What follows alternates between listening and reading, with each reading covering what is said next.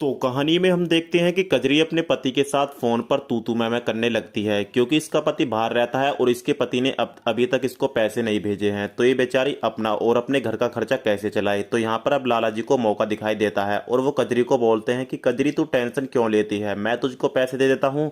जब तेरा पति तुझको पैसे भेज देगा तो तू मेरे पैसे वापस लौटा देना। लेकिन कजरी लाला जी की नीयत को अच्छी तरह जानती है। वो लाला जी को बोलती है कि लाला जी मुझको पता है हम तुमसे पैसे ले लेंगे और पैसों के बदले में तुम हमसे क्या मांगोगे वो हम अच्छी तरीके से जानते हैं। उसके बाद दोस्तों लाला जी का दिमाग खराब हो जाता है। अब इधर हम देखते हैं कि गांव के प्रधान जी जो दिखने में किसी पहलवान से कम नहीं होते, लेकिन रात को जब अपनी बीवी के साथ कबड्डी खेलते हैं तो अखाड़े में 2 मिनट से ज्यादा नहीं टिक पाते क्योंकि इनकी बीवी इनको ऐसी पटकी देती है कि मानो जैसे कब्र में कोई मुर्दा पड़ा हो और इस तरीके से इनकी बीवी को पूरी तरीके से चरम सुख की प्राप्ति नहीं हो पाती। अब कहानी की शुरुआत होती है तो मेन कैरेक्टर में हमको एक चूड़ी बेचने वाले के दर्शन होते हैं जो रंग बिरंगी चूड़ियां बेचने के लिए एक छोटे से और प्यारे से गांव में आता है। लेकिन यहाँ पर कजरी के पास पैसे नहीं होते तो इस वजह से ये चूड़ियां नहीं खरीद सकती। तो ये चूड़ी वाला इसको बोलता है कि तुमसे पैसे किसने मांगे हैं, तुम चूड़ियां पहन लो, जब तुम्हारे पास पैसे होंगे तो मुझको लौटा देना। उसके बाद दोस्तों ये चूड़ी वाला कजरी को अपने हाथों से चूड़ियां पहनाने लगता है। लेकिन कजरी भी कोई ऐसी वैसी औरत नहीं होती, वो किसी का एहसान लेना नहीं चाहती।